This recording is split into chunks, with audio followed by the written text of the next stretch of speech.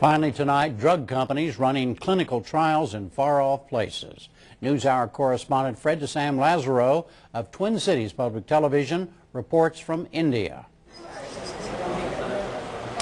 They hold outpatient eye clinics 3 days a week at St. George's, one of the oldest public hospitals in Mumbai or Bombay.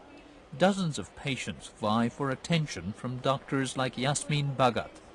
On an average day, we see maybe about 200 patients, some old, some new, some operated, some with some medical problems of the eye. None for more than about 5 minutes. The Spartan assembly line care may reflect the grim reality of India's poverty, but that's not how Dr. Vidya Acharya, a clinician and researcher, sees it. We are very rich. We are very rich in our clinical material. So what if we are a poor country? India, she says, is rich in clinical material. What do you mean by clinical material? Clinical material, types, variety of disorders that we see. Lots of people with a great variety of diseases. Yes, great variety of diseases. That claim has drawn the attention of multinational drug companies.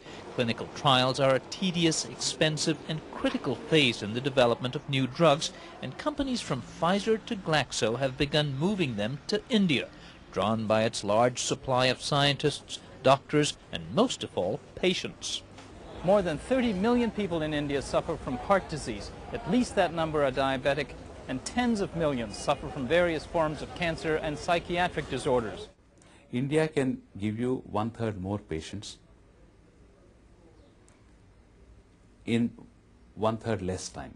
Dr. Vijay Kumar, who heads a 3-year-old research firm, says not only is drug development sped up, but Indian patients make good trial subjects for new pharmaceuticals because most have never taken any other drugs. He says India, unlike developed countries, has more patients with untreated advanced diseases like cancer. Ophthalmologist Bhagat says the meticulous requirements of trials also helps sharpen doctors' skills. For example, for a patient of conjunctivitis, I may normally just spend about 3 to 4 minutes examining him. But when you are in a clinical trial, we see them in a much greater detail. We have to take the conjunctival swabs, which one doesn't do for everybody. So it's very time consuming, but it's quite exciting, and we do learn a lot also, and it does help the patient also. But the idea of patients enrolling because it's the only way they can get good care, or any care, troubles ethicists like Dr. Jeffrey Kahn at the University of Minnesota Medical School. Certainly it's not the job of the pharmaceutical industries around the world to provide health care for the masses. That's not their role. But by the same token, they shouldn't be going in and taking advantage of the dire straits of people to do clinical trials more cheaply, take advantage of the straits and expose these people to risk in ways that will only benefit people who are in rich countries thousands of miles away. A central tenet of clinical research is that it should benefit the larger society, and Kahn says there cannot be two societies, one taking the risks, the other the benefits. There needs to be some assurance that the benefits of it would go to the population from whom the participants come, so that the drugs would be used, say, in diabetics in India, if it was a diabetes clinical trial using Indian subjects, and not to develop a new drug that would be used in Western Europe and the United States solely. But the companies doing clinical trials here say doing the research in India will lower costs and make drugs affordable to everyone, including Indian patients. Dr. Swati Piramal heads a family-owned conglomerate that's branched into clinical trials.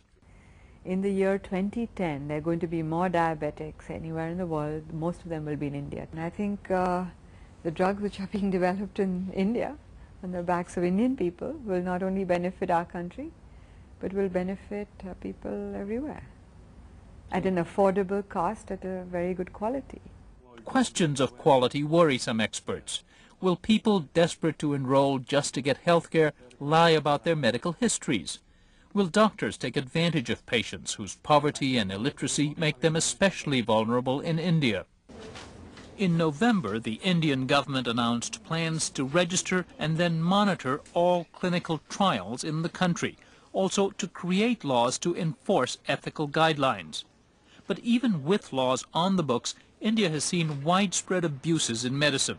For example, millions of ultrasound scans are done solely to abort female fetuses.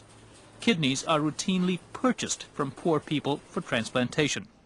For their part, clinical trials companies say it is in their business interest to conduct trials cleanly, to ensure subjects are protected from undue risk and given sufficient information to give truly informed consent. Many international pharmaceutical companies seem sold. Whether it's good for the Indian public or not, analysts say as many as 2 million Indians may be enrolled in research trials by 2010. Just 3 years ago, that number was perhaps 2,000.